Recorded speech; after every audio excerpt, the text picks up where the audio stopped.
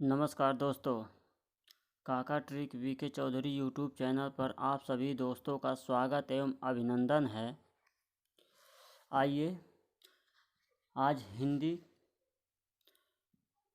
का भाग 2 के बारे में चर्चा करते हैं। भाग 2 का तात्पर्य है कि यानी अध्याय 2। पहला अध्याय था हिंदी भाषा का मुख्य तथ्य, दूसरा भाग है यानी दूसरा इकाई है आपका वर्णमाला। तो वर्णमाला भारत की कोई भी परीक्षा हो जिसमें भी हिंदी पूछा जाता है, ठीक, उसके लिए सभी प्रतियोगी परीक्षाओं में पूछे जाने वाले अति महत्वपूर्ण प्रश्न, ठीक, बहुत ही इम्पोर्टेंट यह सेशन है, बहुत ही इम्पोर्टेंट। जितना भी कहा जाए उसके लिए शब्द ही कम पड़ेगा, क्योंकि 20 प्रश्न बनाए हुए हैं वन लाइनर, लेकिन बहुत ही महत्वपूर्ण प्रश्न है। सभी परीक्षाओं में पूछे जाने वाले प्रश्न हैं, जहाँ भी हिंदी के प्रश्न पूछे जाते हैं जिस भी परीक्षा में, ठीक। चलिए सेशन को आगे बढ़ाते हुए चलते हैं पॉइंट नंबर 1 पर। पहला पॉइंट है, भाषा संस्कृत में भाष शब्द से बना है। भाष का अर्थ होता है बोलना। क्वेश्चन पूछा हुआ है भाष का अर्थ क्या होता है, तो भाष का अर्थ होता है बोलना। अगला पॉइंट, भाषा की सार्थक इकाई को क्या कहते हैं, पॉइंट पूछा था, तो भाषा की सार्थक इकाई को वाक्य कहते हैं। अगला पॉइंट, भाषा की सबसे छोटी इकाई को वर्ण कहते हैं। भाषा की सबसे छोटी इकाई को वर्ण कहते हैं। अगला पॉइंट, वर्णों के व्यवस्थित समूह को वर्णमाला कहते हैं। अगला पॉइंट, हिंदी में उच्चारण के आधार पर 45 वर्ण होते हैं, जिसमें से 10 स्वर होते हैं प्लस 35 व्यंजन होते हैं। अगला पॉइंट बहुत ही इम्पॉर्टेंट है, पॉइंट नंबर 6 बहुत ही इम्पॉर्टेंट है। 2022 में भी कोई भी परीक्षा होगा तो इससे एक प्रश्न आएगा ही आएगा, बहुत ही इम्पॉर्टेंट है। हिंदी में लेखन के आधार पर 52 वर्ण होते हैं, जिसमें से 13 स्वर होता है और प्लस 35 व्यंजन होता है और 4 संयुक्त व्यंजन होता है, ठीक, संयुक्त व्यंजन होता है। अगला पॉइंट, स्वर, देखिए कुल 13 स्वर होते हैं, ठीक, जो कि देखिए जहाँ पर ब्रैकेट लगाए हुए हैं, इन तीनों को अगर छोड़ दिया जाए तो हिंदी में उच्चारण के आधार पर 10 स्वर ही माने जाते हैं। लेकिन अगर जो ब्रैकेट में लिए हुए हैं री, अंग, अह, यह अगर तीनों स्वर को मिला लिया जाएगा तो 13 स्वर हो जाते हैं, ठीक। यानी स्वरों की संख्या अगर पूछा जाएगा तो 13 होता है। अगर आधार की संख्या पे पूछा जाएगा उच्चारण के आधार पर तो स्वरों की संख्या 10 होता है, ठीक। अगला पॉइंट, व्यंजन 5 प्रकार के होते हैं। व्यंजन में 5 प्रकार के वर्ग होते हैं, सॉरी, इसको एक बार पुनः देख लीजिए, मिस्टेक हो गया था। व्यंजन में 5 प्रकार के वर्ग होते हैं, जो क वर्ग होता है, च वर्ग होता है, ट वर्ग होता है, त वर्ग होता है और प वर्ग होता है। यही 5 वर्ग होते हैं। इसी चीज़ को पर हिंदी यूपीटीईटी में एक प्रश्न पूछा हुआ था, हिंदी वर्णमाला में स्पर्श व्यंजनों की संख्या कितनी होती है, तो हिंदी वर्णमाला में स्पर्श व्यंजनों की संख्या 25 होती है। यह एक क्वेश्चन एकदम सेम का सेम पूछा हुआ क्वेश्चन था, ठीक। अगला पॉइंट चलिए, हिंदी में अंतस्थ व्यंजन किसे कहते हैं? तो अंतस्थ व्यंजन य, र, ल, व, यह कुल 4 अंतस्थ व्यंजन होते हैं। अगला पॉइंट, हिंदी वर्णमाला में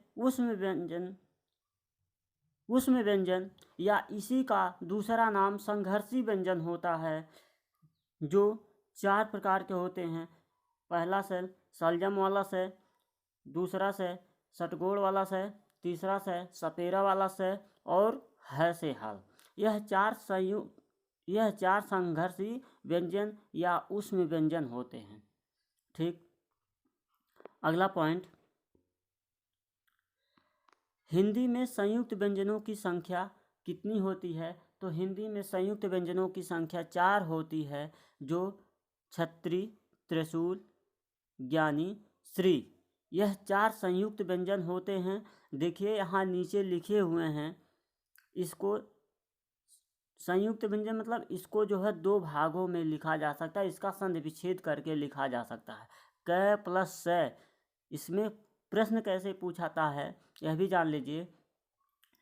क प्लस स मिला के छत्री बना, छत्री अगर बना तो उसमें क में के नीचे हलंत लगा हुआ है, तो वह पूछाता है निम्न में से कौन सा संयुक्त व्यंजन है। ठीक। तो पहला क प्लस स, दूसरा त प्लस र, त प्लस र, त के नीचे हलंत है। इसके बाद ज्ञा, ज के प्लस इया, ज में हलंत है प्लस इया है। इसके बाद अगला नंबर श्रेय, ठीक, श्री वाला, स के नीचे सलजम वाला स है, उसके नीचे हलंत लगा है प्लस र है। ठीक। यह पॉइंट नंबर 12 बहुत ही महत्वपूर्ण है, बहुत ही महत्वपूर्ण। अगला नंबर, हिंदी वर्णमाला में अयोग्य वर्ण किसे कहते हैं? तो अंग और अह को अयोग्यवाह वर्ण कहते हैं या विसर्ग कहते हैं। ठीक। अगला पॉइंट, उच्छिप्त व्यंजन या द्विगुण व्यंजन। उच्छिप्त व्यंजन या द्विगुण व्यंजनों की संख्या 2 होती है, जो ढ और ढ होता है। देखिए ब्रैकेट में लिखे हुए हैं। अगला नंबर, अनुनासिक व्यंजन। अनुनासिक व्यंजन का संबंध नाक और मुंह दोनों से तथा वर्ग का पंचमा अक्षर होता है, यानी वर्ग के 5वें अक्षर को अनुनासिक व्यंजन या नासिक व्यंजन भी कहते हैं। ठीक। एक बार नेट की परीक्षा में पूछा हुआ प्रश्न है, भाषा निर्माण की इकाई का सही रूप क्या है? तो भाषा निर्माण की इकाई का सही रूप पहले ध्वनि होता है, उसके बाद शब्द होता है, तीसरे नंबर पे पद आता है, चौथे नंबर पे वाक्य आता है। ठीक।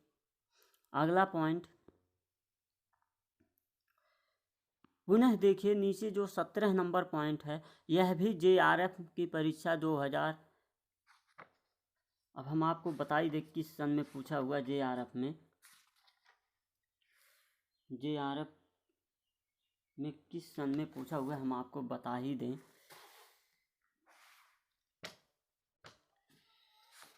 JRF की परीक्षा में पूछा हुआ ही प्रश्न है। 2014 में पूछा हुआ प्रश्न है JRF में, हिंदी वर्णमाला में उच्चारण के आधार पर सही क्रम क्या होता है? तो यह पहले कंठ होता है, फिर तालव्य होता है, इसके बाद वत्स होता है, तब दंत होता है, तब इसके बाद लास्ट में ओष्ठ होता है। ठीक। अगला पॉइंट, हिंदी वर्णमाला में लुंठित अक्षर किसे कहते हैं? एक बार क्वेश्चन पूछा हुआ है, लुंठित वर्ण किसे कहते हैं? तो जो र से रथ होता है, र केवल, ठीक, र आपका लुंठित वर्ण है। ठीक। अगला पॉइंट, हिंदी वर्णमाला में पार्श्विक व्यंजन। पार्श्विक व्यंजन का तात्पर्य यह कौन सा अक्षर है? तो लय को पार्श्विक व्यंजन कहते हैं। हवा जीभ के बगल से निकल जाता है। ठीक। हवा जीभ के बगल से निकल जाता है। अगला पॉइंट, क ज ग फ, क्वेश्चन पूछा हुआ क ज ग फ, यह रेलवे की परीक्षा में पूछा हुआ प्रश्न है। ठीक, रेलवे की परीक्षा में पूछा हुआ प्रश्न है यह, और बीएड 2000 में भी पूछा हुआ प्रश्न है। यह पूछा हुआ है क ज ग कौन सी ध्वनियाँ कहलाती है। ऑप्शन था अरबी फारसी, अगला ऑप्शन था दक्षिणी भाषाओं में, अगला ऑप्शन था अंग्रेजी, अगला ऑप्शन था संस्कृत। तो इसका सही जवाब था अरबी फारसी। ठीक, यह था पूरा आपका 20 प्रश्न था, लेकिन बहुत ही महत्वपूर्ण 20 प्रश्न हैं। आइए एक बार चर्चा कर लेते हैं, पुनः रिवीजन कर लेते हैं। ठीक, 2 मिनट के अंदर देखिए, वर्णमाला है, सभी प्रतियोगी परीक्षाओं में पूछे जाने वाले अति ही महत्वपूर्ण प्रश्न हैं। पहला पॉइंट है, भाषा संस्कृत के भाष शब्द से बना है। भाषा का अर्थ होता है बोलना। भाषा की सार्थक इकाई को वाक्य कहते हैं। भाषा की सबसे छोटी इकाई को वर्ण कहते हैं। वर्णों के व्यवस्थित समूह को वर्णमाला कहते हैं। हिंदी में उच्चारण के आधार पर 45 वर्ण होते हैं, जिसमें 10 स्वर प्लस 35 व्यंजन होते हैं। ठीक, अगला पॉइंट है, हिंदी में लेखन के आधार पर 52 वर्ण होते हैं, 13 स्वर प्लस 35 व्यंजन प्लस 4 संयुक्त व्यंजन। अगला पॉइंट, स्वर ए आ ई उ री ए ऐ ओ औ अंग अ, यह कुल 13 स्वर होते हैं। चलिए अगला पॉइंट, व्यंजन में 5 प्रकार के वर्ग होते हैं। क च ट त प, यह 5 प्रकार के वर्ग होते हैं। हिंदी वर्णमाला में स्पर्श व्यंजनों की संख्या 25 होता है। अगला पॉइंट, हिंदी में अंतस्थ व्यंजन य र ल व, यह 4 अंतस्थ व्यंजन होते हैं। हिंदी वर्णमाला में उसमें व्यंजन 4 होते हैं, स ह, इसी को संघर्षी के नाम से जाना जाता है। हिंदी में संयुक्त व्यंजनों की संख्या 4 होती है, क्षत्रिय, त्रिशूल, ज्ञानी, श्री। इसका संधि विच्छेद भी करके नीचे दिखाए हुए हैं, इसको भी देख लीजिएगा, बहुत ही महत्वपूर्ण है। अगला पॉइंट, हिंदी वर्णमाला में अयोग्य वर्ण अ अंग अह को विसर्ग भी के नाम से जाना जाता है। उच्छिप्त व्यंजन या दुगुण व्यंजनों की संख्या 2 होती है, ढ ढ। अगला पॉइंट, नासिक व्यंजन या अनुनासिक व्यंजन का संबंध नाक और मुंह दोनों से होता है तथा यह पंचम वर्ग के होते हैं, इसे पंचमा अक्षर भी कहते हैं। अगला पॉइंट, भाषा निर्माण की इकाई का सही क्रम या सही रूप है ध्वनि, शब्द, पद, वाक्य। अगला पॉइंट, हिंदी वर्णमाला में उच्चारण के आधार पर सही क्रम कंठ, तालव्य, कंठ होता है, तालव्य होता है, वस्य होता है, दंत होता है, ओष्ठ होता है। अगला पॉइंट, हिंदी वर्णमाला में लुंठित प्रकार के अक्षर को रह केवल होता है, जो जीभ तालु से लुढ़क कर स्पर्श करता है, जीभ तालु से लुढ़क कर स्पर्श करता है। अगला पॉइंट, हिंदी वर्णमाला में पार्श्विक व्यंजन लय होता है, जो हवा जीभ के बगल से निकल जाए। ठीक, यह पार्श्विक व्यंजन होता है। अगला पॉइंट, क ज ग फ, यह अरबी फारसी ध्वनियाँ हैं। ठीक, यह था 20 प्रश्न। हिंदी वर्णमाला से अगर प्रश्न उठता है तो इसी 20 प्रश्न में से आपको प्रश्न मिल ही जाएगा 100%। ठीक, अब आइए पूरे वर्णमाला का एक निचोड़ रखे हुए ट्रिक के माध्यम से, आइए देखिए, यहाँ ट्रिक रखे हुए हैं। ठीक, यहाँ ट्रिक रखे हुए हैं। ठीक, ट्रिक है आपका अकह विसर्गः कंठा, अकह विसर्गः कंठा, इच्यास तालु, रिटर्सा मूर्धा, तसला दंता उपा ओष्ठ। अकह विसर्गः कंठा, अकह से बना अ, छोटा आ और बड़ा आ। क से बना क वर्ग, क वर्ग में आता है क ख ग घ अंगा। ठीक। यह 5 अक्षर होता है या 5 वर्ण होता है। ठीक। विसर्ग से बना केवल विसर्ग वाले शब्द या अक्षर, जैसे अंग और आह। कंठा देखिए जो है आपको घेरे हुए हैं कंठा से, यह कंठ से उच्चारित किए जाने वाले वर्ण होते हैं। अ आ क ख ग घ अंग और ह यह कंठ से उच्चारित किए जाते हैं तथा 2 विसर्ग हैं, यह केवल कंठ से उच्चारित किए जाते हैं। ठीक। अगला पॉइंट, इच्यास ताल। ट्रिक में अगला है इच्यास ताल। ई से बना छोटी ई बड़ी ई, च से बना च वर्ग, च छ ज झ इया। ठीक। यह 5 वर्ण है। यह से बना यह, से बना सलजा मोला से। यह किससे बोला जाता है? यह ताल से उच्चारित होने वाले आपके वर्ण हैं। ठीक। छोटी ई, अब कुल पूछा जाए कुल कितने उच्चारित किए जाते हैं? 5। यह हो गया 2 7 2 9। 9 वर्ण ऐसे होते हैं जो ताल से उच्चारित होते हैं। ठीक। इस हिसाब से जो ट्रिक रखें उसके माध्यम से। अगला पॉइंट है रिटर्सा। रिटर्सा रिटर्सा री से छोटी री और बड़ी री बना, ट से बना ट वर्ग, ट ठ ड ढ आड़ा। यह 5 वर्ण है। ठीक। र से बना र, से बना सलजा मौला से, मूर्धा से बना मूर्धा। मूर्धा से उच्चारित करने वाले यह आपके वर्ण होते हैं रिटर्सा। ठीक। अगला पॉइंट है तसला। तसला त से बना त वर्ग, से बना सफेरा वाला से और ल से बना ल। यह दंता मतलब दंत से उच्चारित किए जाने वाले वर्ण होते हैं। ठीक। अगला पॉइंट उपाओष्ट। चलिए उपाओष्ट। उपाओष्ट में ऊ से बना छोटा ऊ और बड़ा ऊ, प से बना प वर्ग। ठीक। ओष्ठ से मतलब ओष्ठ से यह उच्चारित किए जाते हैं। अब इस पूरे का निचोड़ हम छोटा सा एक जो है फिगर के माध्यम से अब आपको दिखा देते हैं, वह फिगर के माध्यम से। ठीक। आइए देख लीजिए। देखिए यह फिगर है। ठीक। नासिक व्यंजन यमंगलनम, यह पंचमाक्षर कहते हैं या अंतिम वर्ग का अंतिम अक्षर कहते हैं। ठीक। दंतमूल, दंतमूल से कौन कौन से अक्षर वर्ण बोले जाते हैं? र और ल केवल उच्चारित किए जाते हैं। ठीक। देखिए इसके बाद दंत से केवल दांत से कौन कौन से बोले जाते हैं? तसला दंता।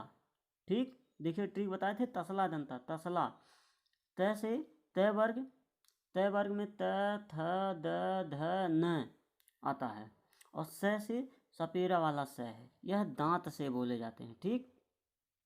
अगला पॉइंट दंतोष्ठ।